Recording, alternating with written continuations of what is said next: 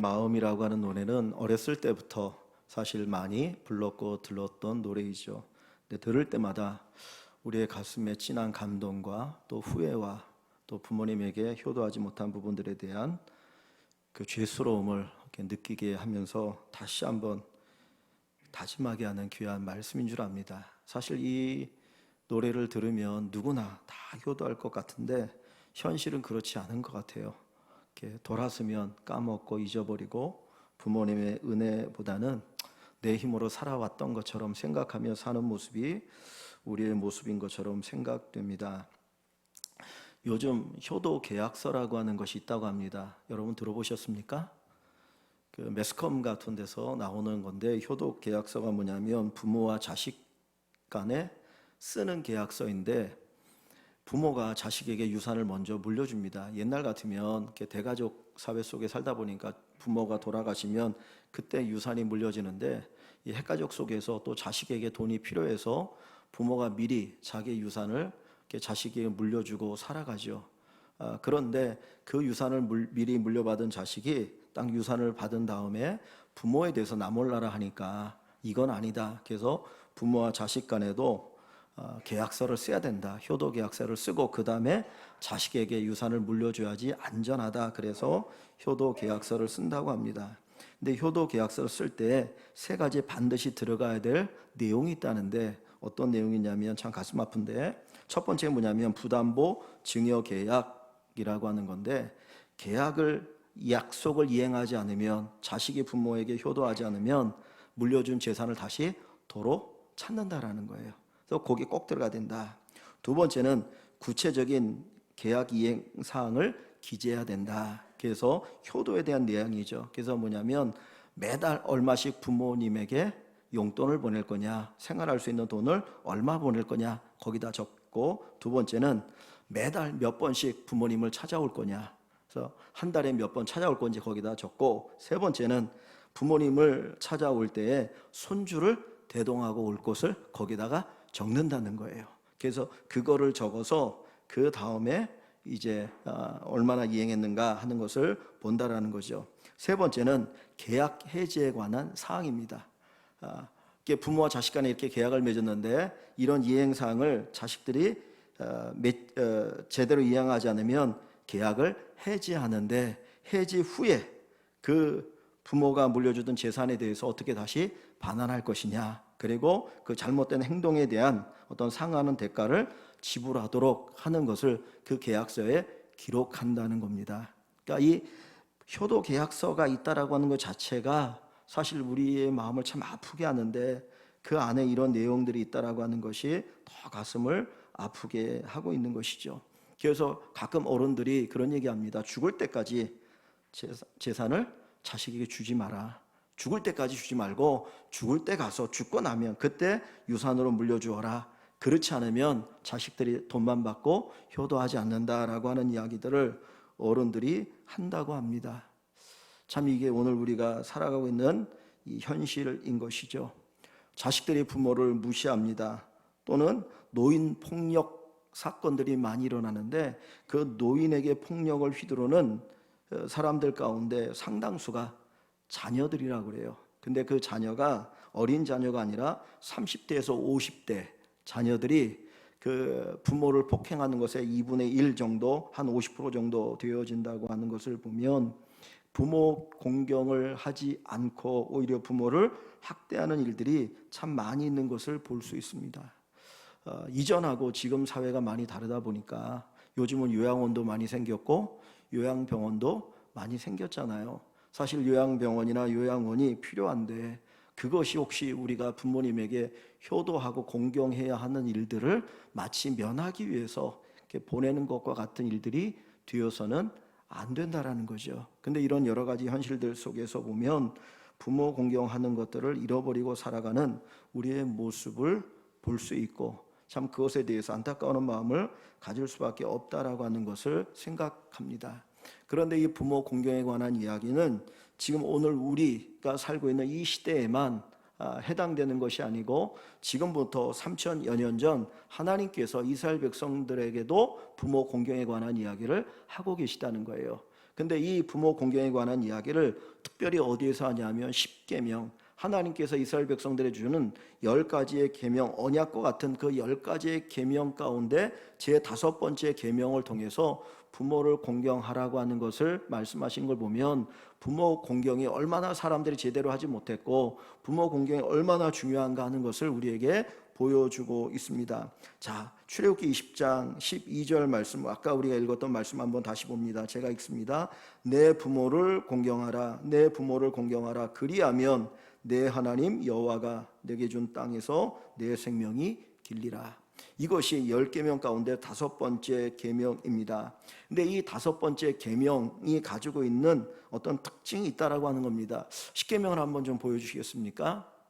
자, 저게 보면 10가지의 계명이 있죠. 여러분 10계명을 다 아십니까? 1계명은 나 외에 다른 신을 너에게 두지 말라. 2계명은 너를 위하여 새긴 우상을 만들지 말라. 3계명은 내 하나님 여호와 이름을 망령되이 일컫지 말라. 4계명은 안식일을 기억하여 거룩히 지키라. 5계명은 내 부모를 공경하라. 6계명은 살인하지 말라. 7계명은 간음하지 말라. 8계명은 도둑질하지 말라. 9계명은 거짓 증거하지 말라. 10계명은 내 이웃의 것을 탐내지 말라. 그래서 10가지의 계명이에요. 근데 여러분들이 쭉 보시면은 대부분 계명의 끝이 뭘로 끝나냐면 하지 말라, 하지 말라, 하지 말라, 하지 말라로 되어 있어요. 그죠?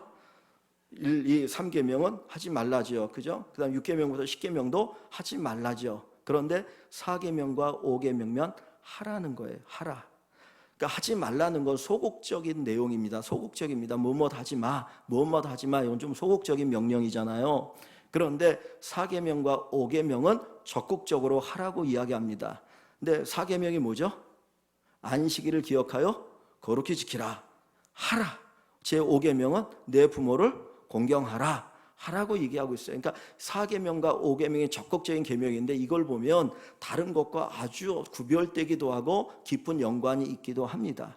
하나님을 1계명부터 4계명까지가 하나님을 사랑하는 거예요. 나 외에 다른 신을 두지 마. 너를 위해 새긴 우상을 만들지 마. 하나님 여호와 이름을 망령되이 일컫지 마. 그렇게 하고는 4계명 가서 내 안식일을 기억하여 거룩히 지키라 말씀하시거든요. 이걸 보면 앞부분 1계명, 2계명, 3계명은 결국은 4계명과 연결되어져요.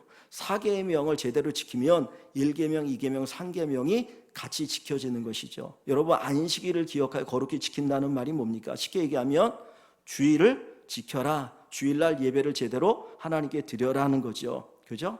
안식일을 지키는 것이 그 가장 궁극적인 목적 하나님 예배하는 데 있는 거 아닙니까? 그러니까 하나님을 예배하라고 하는 것은 하나님이 적극적으로 이스라엘 백성들에게 오늘 우리에게 말씀하시고 명령하고 계셔요. 그러니까 안식일 지키는 거 예배가 무너지면 신앙 다 무너지는 거예요. 예배를 드리는 것이 무너지면 여호와 이름을 망령되게 되고 우상 숭배하게 되고 하나님 아닌 다른 것들을 섬기게 되어져요. 이거는 당연한 결과입니다. 지금 코로나19로 인하여서 사실 교회가 주일 예배 드리는 것에 얼마나 무너졌는지 몰라요. 그죠?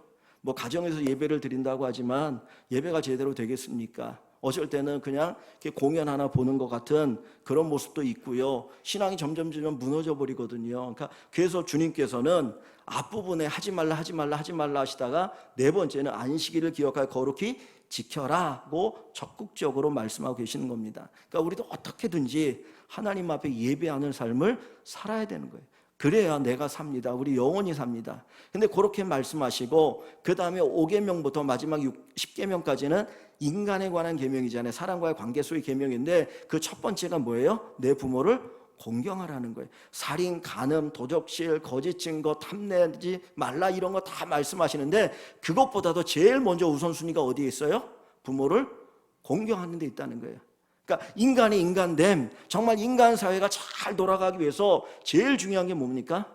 내 부모를 공경하는 거예요. 부모를 제대로 공경하는 사람은 살인하지 않죠. 부모를 제대로 공경하는 사람이 도둑질하지 않아요. 부모를 제대로 공경하는 사람이 거짓 증거하지 않고 남의 것 탐내지 않고 간음하지 않을 수 있어요. 그래서 인간에게 있어서 가장 중요한 것, 가장 근본적인 것은 무엇이냐? 내 부모를 공경하는 거예요. 근데 그것이 인간의 가장 근본적인데도 불구하고 우리가 부모님을 공경하느냐? 그렇지 않다는 거죠. 그래서 하나님께서 십계명 가운데 내 부모를 공경하라고 하는 이 말씀을 넣으셔서 우리로 하여금 부모 공경의 삶을 살아가도록 하는데 목적이 있는 것을 볼 수가 있습니다. 또 이 내 부모를 공경하라고 하는 이 말씀은 앞부분에 하나님을 사랑하는 것과 사람을 사랑하는 것에 다리 역할을 해요. 이렇게 연결해 주는 거, 5계명이. 그러니까 앞부분에 하나님을 사랑하는 것이 어떤 것인지를 보여주고 사람들을 우리가 살아가면서 사랑한다라는 것이 어떤 것들을 보여주는데 결국은 다른 사람들의 해를 끼치지 않는 거잖아요. 그죠?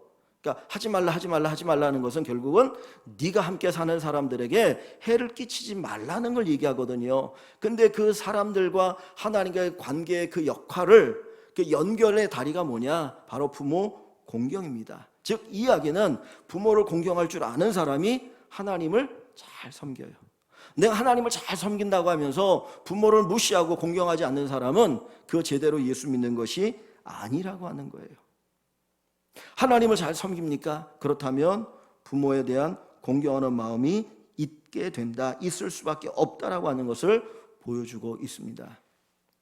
야고보서를 보면 조금 상황은 다르지만 그 야고보서를 통해서 하나님 뭐라고 말씀하냐면, 야, 네 눈에 보이는 우리 눈에 보이는 형제를 사랑하지 않으면서 눈에 보이지 않는 하나님을 사랑할 수 있겠느냐? 지금 내 눈앞에 보여서 고통당하고 어려움 당하는 그 형제를 보면서도 사랑하지 않는다면 눈에 보이지 않는 하나님을 사랑할 수 있겠느냐? 라고 우리에게 질문을 던지거든요. 그 이야기를 조금 바꿔 말하면, 야, 지금 내 앞에 있는 너를 위해서 한평생 그렇게 헌신하고 그렇게 수고하고 정말 고생하셨던 그 부모님을 사랑하지 않으면서 하나님을 사랑할 수 있겠느냐? 라고 하는 질문으로 바꿀 수 있다는 거예요. 그러니까 하나님을 사랑한다라고 하는 것은 하나님의 대리자로서 우리를 위해서 헌신했던 부모님을 사랑하는 것이다 라고 하는 것을 가르쳐주고 있는 것입니다. 이 부모님은 하나님의 대리자로서 우리에게 있는 분들입니다. 하나님 우리를 이 세상에 보내실 때 그냥 어느 순간에 땡 하고 보낸 것이 아니고 부모님을 통해서 하나님 우리를 보내시잖아요. 그죠?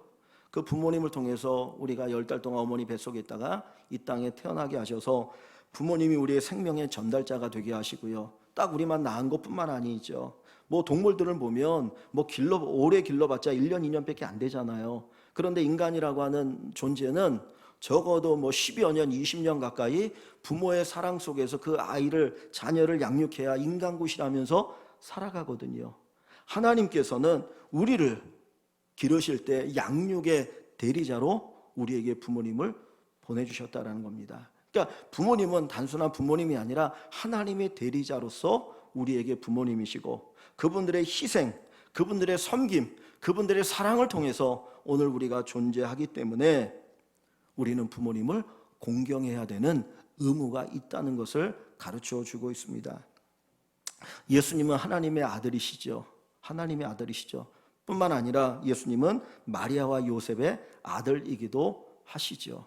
그래서 예수님께서 12살 때 예루살렘에 올라갔다가 나사렛에 돌아가셨는데 그 누가복음에 보면 예수님의 어린 시절에 대한 이야기를 두 가지를 얘기합니다. 하나는 예수님이 키가 크고 건강해지고 또 지혜가 자라고 하나님과 사람들에게 사랑스러워 가시더라, 사랑받더라. 그리고 또 한 가지를 얘기해 주는데 예수님께서 부모님에게 순종하여 받으시더라, 순종하여 받으시더라.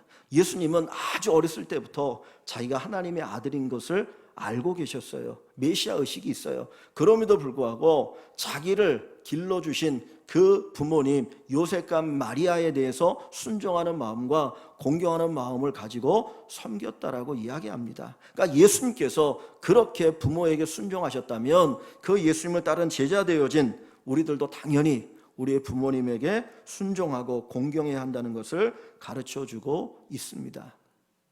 오늘 본문에 보면 내 부모를 공경하라 그랬어요. 공경하라. 이 공경이라고 하는 단어가 이 구약 성경의 히브리어는 카베드라고 하는 단어인데 이 단어의 가장 기본적인 뜻이 뭐냐면 무겁다라는 거예요. 무겁다. 다른 것에 비해서 이렇게 무거울 때 이 카베드라는 단어를 씁니다. 근데 이 무겁다라고 하는 이 기본적인 뜻에서 존경하다, 존귀하다라고 하는 의미가 나와요. 그러니까 무겁다라고 하는 말은 단순히 어떤 무게가, 물질적인 무게가 무겁다라고 하는 게 아니라 다른 어떤 것보다 비중을 둔다라는 거예요. 그죠? 다른 것에 비해서 더 관심을 가지고 비중을 둘 때 우리가 무겁다라고 표현할 수 있거든요. 이 이야기는 우리 부모님들은 다른 어떤 것들에 비해서 더 비중이 있으신 존재이고 그분들에 대해서 그 비중을 두고 우리가 존경하고 존귀하게 여겨야 한다는 것을 보여줍니다. 그게 공경이라는 것이죠. 내 부모를 공경하라고 할 때는 이 세상의 다른 어떤 존재보다 그분을 귀중하게 여기고 존귀하게 여기고 그리고 존경하는 그 마음을 가지고 살아가는 것이죠. 여러분들은 그렇지 않을 수 있지만 어떤 분들을 보면 부모님의 직업이 속된 말로 천하다고 해서 창피하게 생각하는 사람들도 있고요. 가난하다고 해서 많이 배우지 못했다고 해서 창피하게 생각할 때도 있습니다. 지금은 개인정보보호법에 의해서 이 사람이 어떤 정보를 가지고 있는지 알 수도 없잖아요. 전화번호조차도 사실 안 알려주잖아요. 근데 어렸을 때 이제 학교에 가면 이렇게 생활 가정 조사한다고 이렇게 손드는 거 하죠.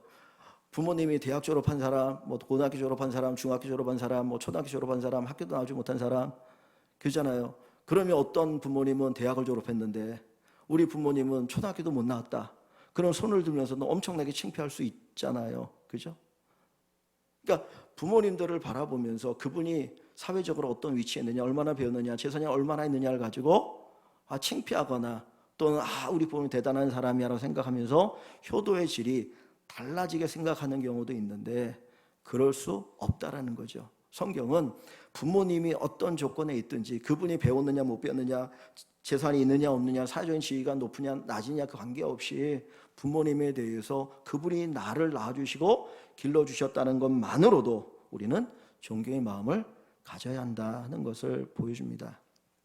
어떤 나이 많은 여자분이 과거의 자기의 삶을 이렇게 들어보면서 그런 말씀을 이렇게 하더라고요. 자기 아버님이 이렇게 이제 버스 운전을 하셨는데 옛날에 버스 운전했는데 그 직업에 대해서 창피했다는 거예요. 근데 어느 날 이제 학교에서 친구들과 함께 버스를 타려고 이렇게 가는 정류장 딱 섰는데 보니까 아버지가 운전하시는 버스라. 보통 같으면 아버지하고 이렇게 정말 이렇게 반갑게 맞이해야 되는데 그것 자체를 창피하게 생각하고 아는 척도 안 했다는 거예요. 그리고는 이제 집에 갔습니다. 저녁이 되어서 아버지를 어떤 모습으로 볼 수 있을까 그러고 걱정하고 있는데 퇴근하신 아버지가 자기가 찾아오시더니 하시는 이야기가 나는 너를 위해서 무엇이든지 할 수 있어. 나는 너를 위해 무엇이든지 할 수 있어 하는 그 말씀을 주실 때 그때 너무너무 창피하고 미안했다라고. 사실 부모가 가난하든 부자든 자식을 향한 마음은 다 똑같은 거 아닙니까? 사실 가난한 부모는 내가 내 사랑하는 자식에게 더 좋은 것 해주지 못하는 것 때문에 더 가슴이 아프거든요. 더 마음이 아프거든요. 다른 아이들이 좋은 신발 신고 좋은 옷 입고 다닐 때 나도 내 자식이 그렇게 해주고 싶은데 그걸 해주지 못하는 부모의 마음은 오직 아프고 고통스럽겠습니까? 그러나 그 마음 속에서 어떻게든지 그 아들을 향한 사랑은 있는 사람이든 없는 사람이든 다 똑같다라는 것을 우리는 압니다. 그래서 우리의 부모님이 어떤 모습의 삶이든지 우리는 부모님에 대한 존경의 마음을 가지고 살아가야 한다라는 것을 우리가 기억해야 할 줄 압니다. TV나 뉴스에 보면 그런 거 나오지 않습니까? 해외 이방되어진 어떤 분들이 이제 나이가 먹어가지고 자기를 낳아주신 부모님을 찾아달라고 이제 이쪽 수소문하는 경우가 있습니다. 사실 부모님에게 버림받은 거 아닙니까? 경제적으로 너무나 힘들고 어려우니까 기를 수 없어서 이렇게 위탁을 한 부분도 있지만 사실 다른 부모님들은 어떻게든 또 기르려고 하는 사람도 있거든요. 그런데도 자기가 버림받았음에도 불구하고 자기가 낳은 부모님을 찾으려고 하는 것이 복수하고자 하는 건 아니잖아요. 왜 나를 버렸습니까? 내가 당신 복수하기 위해서 찾아옵니다. 그게 아니고 뭡니까? 얼마나 힘들었으면 나를 기르지 못하고 나를 입양시켰습니까?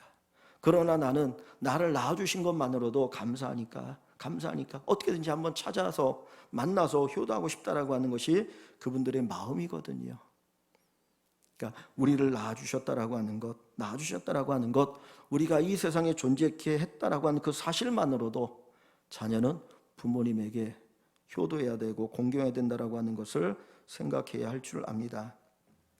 이 공경이라는 단어, 내 부모를 공경하라, 명령입니다. 그죠? 명령인데 이 공경하라고 하는 이 단어가 이 명령형으로 성경에 딱 4번 쓰여 있어요. 그냥 이 공경이라는 단어가 여러 번 쓰여 있는데 명령형으로 딱 4번 쓰여 있는데 언제 쓰냐면 하나님에게 2번, 그리고 십계명에서 이 출애굽기 20장과 신명기 5장에서 딱 2번 쓰였습니다. 다른 데는 공경하라는 명령으로 쓰이지 않았어요. 그러니까 하나님을 공경하라, 그리고 내 부모를 공경하라, 여기만 쓰였다는 것을 생각해 보면 하나님을 공경하는 것만큼 부모를 공경하라 하는 것을 주님께서 우리에게 가르쳐 주시는 것이죠. 즉 다시 말하면 하나님이 우리에게 정말 귀하고 소중한 것처럼 우리의 부모님도 귀하고 소중하다, 그러므로 부모를 공경해야 된다 하는 것을 가르쳐 주고요. 부모를 공경하지 않는다라고 하는 것은 인간이 짓는 그 어떤 죄보다도 큰 죄라고 하는 것을 우리에게 말씀해 주고 있습니다. 예수님께서 바리새인들을 책망하실 때에 그들의 어떤 위선적인 신앙에 대해서 책망하시는데 그 중에 하나가 뭐냐면 고르반이라고 하는 단어에 대한 책망이에요. 이 고르반이 뭐냐면 내가 하나님께 드림이 되었습니다, 내게 정말 좋은 것이 있는데 요거 하나님께 드림이 되었습니다 라고 하는 요 말이 고르반이에요. 근데 왜 이 말을 쓰게 됐냐면은 제가 뭔가 좋은 게 있어요. 근데 이 부모님이 필요한 거예요. 이 부모님을 위해서 내가 이걸 써야 되는데 내 욕심이 있어가지고 그걸 부모님을 위해서 쓰고 싶지 않은 거예요. 근데 합법적으로 부모님에게 효도, 공경하는 마음을 표현하지 않아도 됐던 게 뭐냐면 하나님께 드림이 되었습니다, 고르반하면 안 된다는 거예요. 그러니까 하나님 앞에 드리면 부모님에게 안 드려도 된다, 이게 자기들이 가지고 있던 하나의 어떤 그 종교적인 법칙이었어요. 그러다 보니까 하나님, 자기 부모님에게 요거를 드려서 부모님을 잘 공해야 되는데 드리지 않고 하나님께 드림이 되었습니다 라고만 얘기하고 그 다음에는 하나님 앞에 드리던 드리지 않았던 아무 상관이 없다는 거예요. 안 드려도 의무가 해제가 된다는 거예요. 그러니까 이 사람들이 부모님에게 온전히 공경하는 효도를 하지 않기 위해서 고르반을 이렇게 남발하는 거예요. 그러면서도 자기들은 아무 죄가 없는 것처럼. 그때 예수님께서 그것에 대해서 책망을 하십니다. 우리가 하나님을 잘 섬겨야 되죠. 하나님께 때로는 우리에게 그 어떤 것보다도 부모님보다도 하나님에게 비중을 두라고 할 때가 있으셔요. 그죠? 나보다 내 부모를, 형제를 더 사랑을 내가 합당치 않다라고 얘기를 하시기도 하잖아요. 그건 어떤 특별한 상황이죠. 국가가 위태롭게 되어지고 무슨 다른 것에 어려움을 당하면 부모님을 내가 공경해야 되지만 국가를 위해서 전쟁터에 나갈 때가 있잖아요. 이건 특별한 상황이잖아요. 그건 특별한 상황이고 평상시에는 하나님을 공경하는 것처럼 부모를 공경하는 것이 우리가 감당해야 될, 인간이 감당해야 될 아주 중요한 어떤 책무라고 하는 것이죠. 자, 그래서 하나님께서 내 부모를 공경하라고 말씀하시는데 부모를 공경하라, 이것으로만 끝나는 것이 아니고 그 뒷부분에 보면 뭐라고 표현되어 있습니까? 20장 12절에 내 부모를 공경하라, 그리하면 내 하나님 여호와가 내게 준 땅에서 내 생명이 길리라. 근데 이 말씀을 사도 바울은 에베소 6장 1절과 2절에서는 내가 땅에서 잘되고 장수하리라는 말씀으로 주고 있어요. 부모를 공경하라, 그리하면 하나님이 너에게 복을 주신다, 내가 너에게 복을 주시겠다라고 하는 약속이 여기 있어요. 이 십계명 가운데 하나님이 쭉 말씀하시는데 너가 이거 지키면 내가 복 줄게라고 하나님이 복을 약속하시는 것은 요 5계명밖에 없습니다. 우리가 생각할 때는 야, 나 왜 다른 신을 섬기지 마, 그러면 내가 너 복 줄게, 그죠? 야, 네가 안식일을 잘 지켜, 그러면 내가 너에게 복 줄게, 내일은 망령태 읽었지 마, 그러면 내가 너에게 복 줄게, 그럴 것 같은데 그 앞부분에 그런 말씀 안 하셨어요. 근데 이 5계명에서 내 부모를 공경하면 내가 너에게 복을 주겠다라고 하나님이 말씀하시거든요. 그러니까 그 이야기는 우리가 여러 가지를 생각할 수 있겠죠. 하나는 얼마나 인간이 부모를 공경하지 않으면 부모를 공경하라고 말씀하실까, 그죠?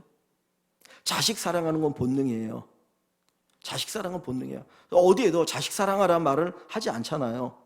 그냥 자식 사랑하는데 잘못된 자식을 사랑할 수 있으니까 주의 교양과 훈계를 양육하라고 하지 자식 사랑하라고 말하지 않아요. 왜냐하면 그건 인간의 본능이니까 그건 하거든요. 요즘은 세상이 하도 악해져가지고 뭐 자기 자식도 안 돌보는 사람이 가끔 있기도 하지만 그건 인간의 본능이거든요. 근데 부모를 공경하는 거는 이게 인간의 본능이 아니라 마치 물이 거꾸로 거슬러 올라가는 것처럼 쉽지가 않은 것 같아요.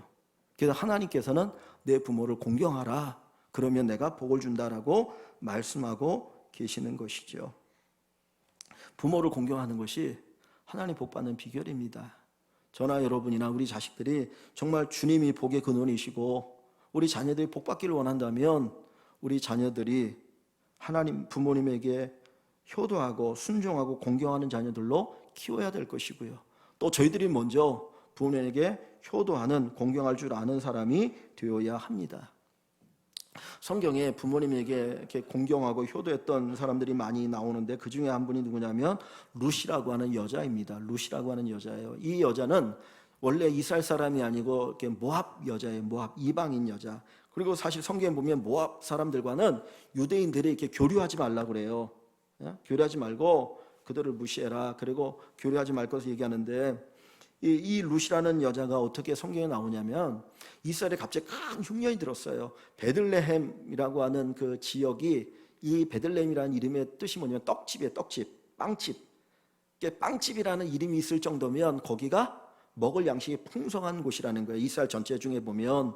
그런데 거기도 흉년이 들어가지고 그 베들레헴에 살던 나옴이라고 하는 여자가 자기 남편을 따라서 거기를 떠나서 모압 지방으로 이민을 갔어요. 하나님이 야 거기 가지 말라 그랬는데 먹고 사는 문제 때문에 거기까지 가버린 거예요. 그래서 거기에 가가지고 두 아들을 데리고 왔는데 두 아들을 거기에 있는 여자들하고 모압 여자하고 또 결혼까지 시켰어요. 이거 하나님 앞에 엄청난 큰 죄가 될 수 있잖아요. 그랬는데 거기 살면서 거기에서 풍요를 누리며 살아야 되는데 그게 아니고 오히려 나오미의 남편이 죽고 두 아들이 그냥 죽어버렸어요. 결혼한 지 얼마 안 돼가지고. 그러니까 이 집에 처음에 갈 때는 여자 하나에 남자 셋이었는데 얼마 안 돼가지고는 남자는 다 죽고 그냥 여자만 셋이 남은 거예요. 나오미라는 시어머니와 며느리 둘.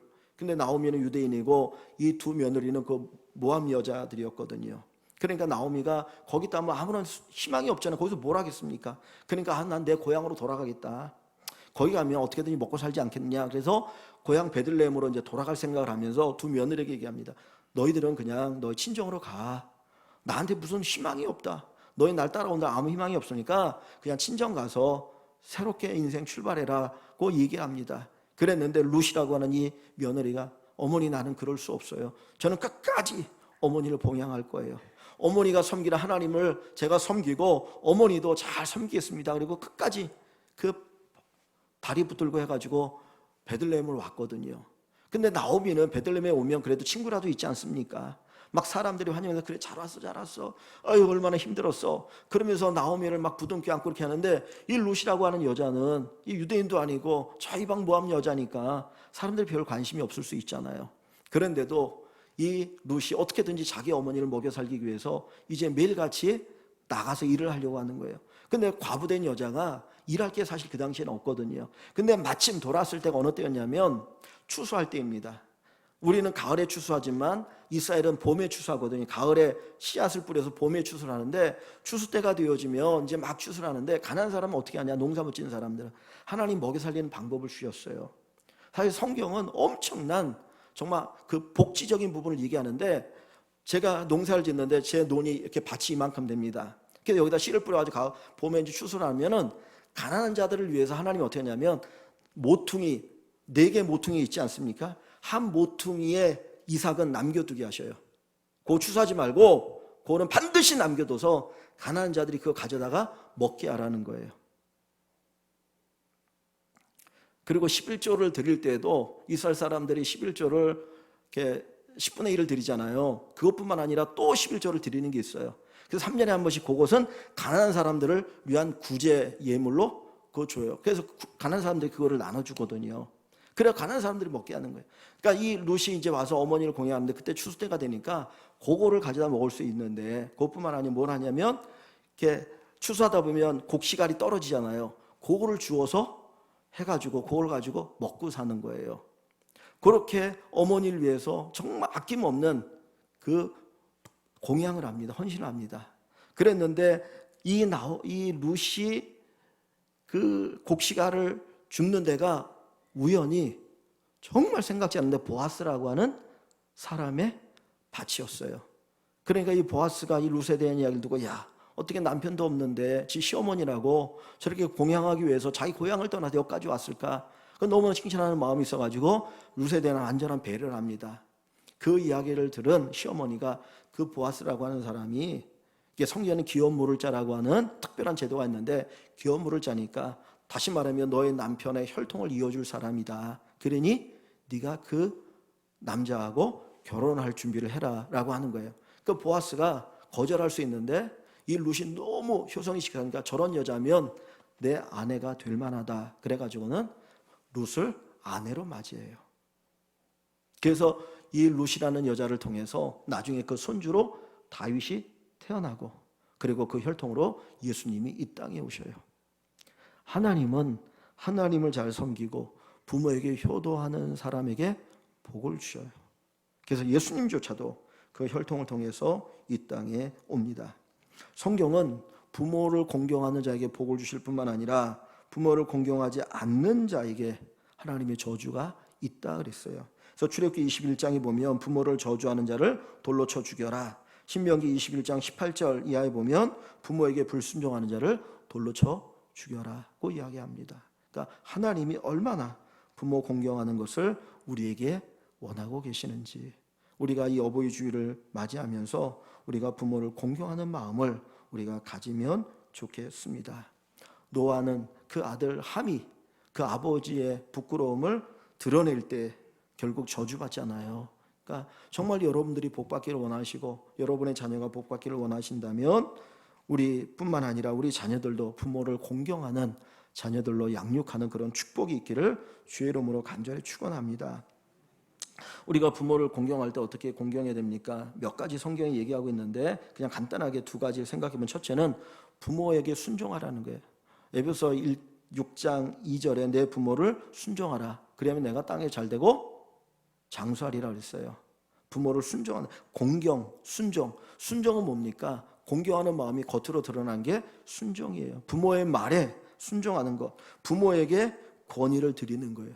부모의 권위를 인정하는 거예요. 여러분, 이게 어렸을 때는 부모님이 진짜 엄청나게 커 보이잖아요. 그죠?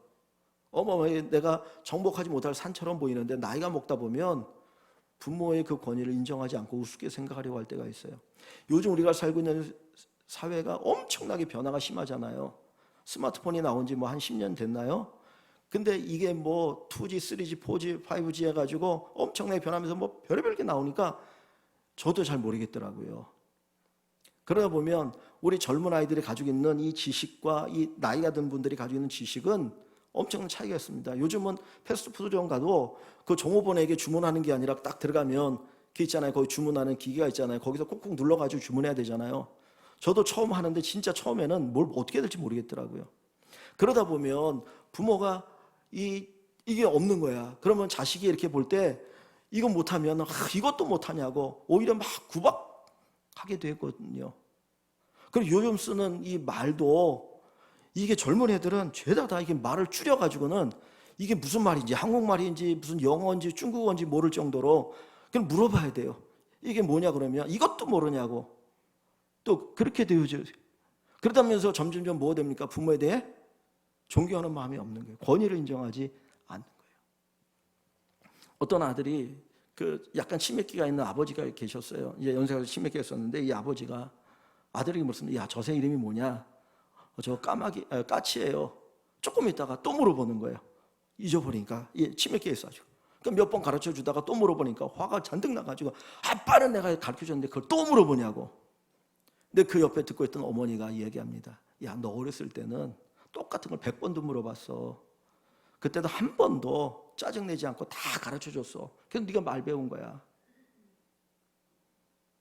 부모의 권위를 인정하는 데서부터 공경하는 마음이 시작되십니다. 그분이 지식이 있든 없든, 그분이 나에게 젊은 날 뭔가를 많이 해줬던 해주지 않았던 관계없이 내 부모라는 그 사실에 대해서 존경하는 마음을 갖는 것, 그 자세에서 진정한 효과가 있고 거기에 하나님의 복이 있습니다. 두 번째, 부모를 공경하는 부분은 부모의 필요를 채워드리는 것인데요. 자, 성경을 좀 찾아볼게요. 제가 이번 성경을 보는 게 좋을 것 같아요. 디모데전서를 가봅니다. 신약 성경 디모데전서 5장. 이 디모데전서 5장에 보면 교회 안에 이제 여러 이게 목회 서신이거든요. 디모데에게 바울 사도가 교회를 목회할 때 이렇게 목회하라. 그래서 이제 거기에 교회 안에 과부들이 있잖아요. 남편을 일찍 여인 과부들이 있는데 그 과부들은 옛날의 과부는 정말 경제적으로 어려운 사람들을 얘기합니다. 그래서 교회가 그 과부들 어떻게 돌아볼 거냐 얘기하는 부분이 있는데 자 과부 자 어딜 보면 5장 3절부터 볼게요. 5장 3절 참 과부인 과부를 존대하라. 우리 말은 조금 이상해요, 그죠? 참 과부인 참 과부가 뭐냐면 이제 나이가 많은 과부를 얘기하는 거예요. 나이가 많고 자식이 없는 과부. 그래서 공양해 줄 수 있는 돌봐줄 수 없는 그 과부를 참 과부라고 얘기하는 거예요. 그런 진짜 참 과부는 존대하라. 교회가 그분들을 이렇게 마음이 상하지 않도록 그리고 필요한 부분들을 채워 공급해 주라. 그 얘기를 합니다. 자 그러면서 4절 볼게요. 만일 어떤 과부에게 자녀나 손자들이 있거든. 참 과부가 아니에요. 분명히 남편은 죽었어요. 근데 자녀도 있고 손자도 있어요. 그러면 어떻게 하라고요? 손자도 있거든. 그들로 먼저 자기 집에서 뭐를 행하게 하여? 효를 행하게 하여 부모에게 보답하기를 배우게 하라. 내가 과부예요. 근데 내 아들이 있어요. 자녀가 있고 손주가 있으면 그들에게 반드시 뭘 가르치라는 겁니까? 효를 가르치라는 거예요. 효를 가르쳐라. 효를 가르쳐라. 그래서 부모에게 보답하기를 배우게 하라. 내가 부모에게 무슨 사랑을 받았는지 내가 잘하는 것이 내 힘으로 잘하는 게 아니라 부모의 사랑과 헌신으로 잘하는 것을 기억하면서 보답하도록 배우게 하라는 거예요. 근데 오늘날은 안 가르치죠. 그죠? 저도 잘 못 가르친 것 같고 여러분들을 또 안 가르치잖아요. 그죠? 자식들이 그냥 부모에게 예의 버릇 없이 굴어도 아유 귀여워 뭐 이런 식으로 하면 망치는 거잖아요. 그거는. 근데 여기 보니까 과부에게도 얘기하는 거예요. 자녀와 손주가 있으면 그들로 먼저 자기 집에서 효를 행하여 부모에게 효를 행하여 부모에게 보답하기를 배우게 하라. 부모에게 보답하는 거, 부모에게 보답하는 거를 배우게 하라 그랬어요. 자, 그리고 나서 어디를 가보시냐면 16절을 가봅니다. 16절.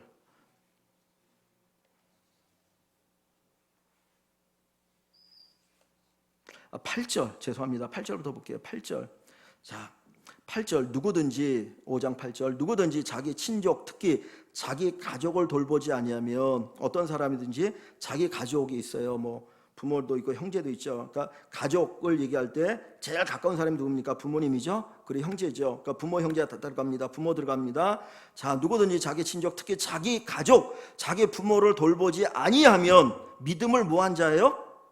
배반한 자예요. 믿음을 배반한 자 그래요. 부모를 돌보지 않으면 그 사람은 믿음을 배반한 자요. 그 다음에 뒤에 무서운 말이 있죠. 불신자보다 더 악한 자니라. 자기는 믿음이 있다고 생각하고 하나님 잘 섬긴다고 생각하는데 부모를 돌보지 않으면 그 사람은 불신자보다 더 악한 자고 그리고 믿음을 배반한 자라. 그래서 자녀들은 부모님을 공경해야 되고 순종해야 되고 잘 섬겨야 되고 부모님이 필요한 것들을 공급해야 한다라는 겁니다. 자, 그래서 16절을 가보면 5장 16절 이 이야기를 쭉 하는 이유가 뭐냐면 교회가 진짜 과부들을 돌볼 수 있도록 하기 위함이에요. 만일 믿는 여자에게 과부 친척이 있거든 과부 진짜 참 과부 그죠? 자기 스스로 아무것도 할 수 없는 있거든 자기가 도와주고 자기가 도와주라는 게 자기가 도와주고 교회가 짐지지 않게 하라. 교회 떠넘기지 말고 책임지라는 거예요. 그래서 교회가 참 과부 정말 교회 안에 아무것도 할 수 없는 자기 스스로 살아갈 수 없는 그 부분들을 도와주도록 하라는 거예요. 그러니까 하나님께서 부모에게 효도하는 것, 공경하는 것을 얼마나 우리에게 원하고 계시는가. 그거를 마치 무엇과 연결시켜요? 믿음과 연결시키죠. 그죠? 부모를 공경하지 않으면 불신자보다 더 악한 자니라. 제가 이 설교를 하지만 저는 얼마나 잘할까요? 못하거든요. 안타까운 마음을 가지고 부족하지만 함께 이 말씀을 전하고 듣고 하는 가운데 우리가 정말 부모를 공경하는 그런 모습을 가지고 살아갈 수 있으면 좋겠습니다. 여러분 다른 건 못 가르쳐도 우리가 꼭 가르쳐야 될 게 뭐예요? 부모 공경하는 게 자식에게 우리 집사람이 어저께 이제 우리 아이들에게 누구한테 정환이한테 뭐 하나 사달라고 그랬나 봐요. 그러면서 뭐 이게 옆구리 찔러서 절받기다 그랬는데 그렇게라도 받아야 돼요. 그죠? 그렇게도 받아야 돼요. 우리 옛날에 그런 얘기 있잖아요. 어머니는 생선 대가리만 좋아한다고. 어머니는 생선 대가리만 좋아하셔. 살 안 좋아하셔. 아니잖아요. 다른 어떤 것보다도 가르쳐야 합니다. 내가 대접받는 것도 중요하지만 뭐예요? 자식에게 뭐가 된다고? 그게 복이 돼요. 복이 돼요. 그러니까 어떻게든지 가르쳐야 합니다. 오늘 성경은 우리에게 얘기합니다. 내 부모를 공경하라. 공경하라. 우리 부모님이 떠나면 할 수 없는 거잖아요. 떠나면 할 수 없는 거잖아요. 계시니까 할 수 있는 게 부모 공경입니다. 또 내가 부모 공경할 뿐만 아니라 우리 자식들에게도 반드시 가르쳐야 합니다. 가르쳐야 합니다. 가르치지 않으면 결국 우리 자식을 망하게 하는 거예요. 진짜 사랑한다면 가르쳐야 합니다. 그래서 우리 교회 모든 성도들이 부모를 공경할 줄 알 뿐만 아니라 부모를 공경하는 자녀들로 잘 가르치시는 귀한 축복이 있기를 주님의 이름으로 간절히 축원합니다.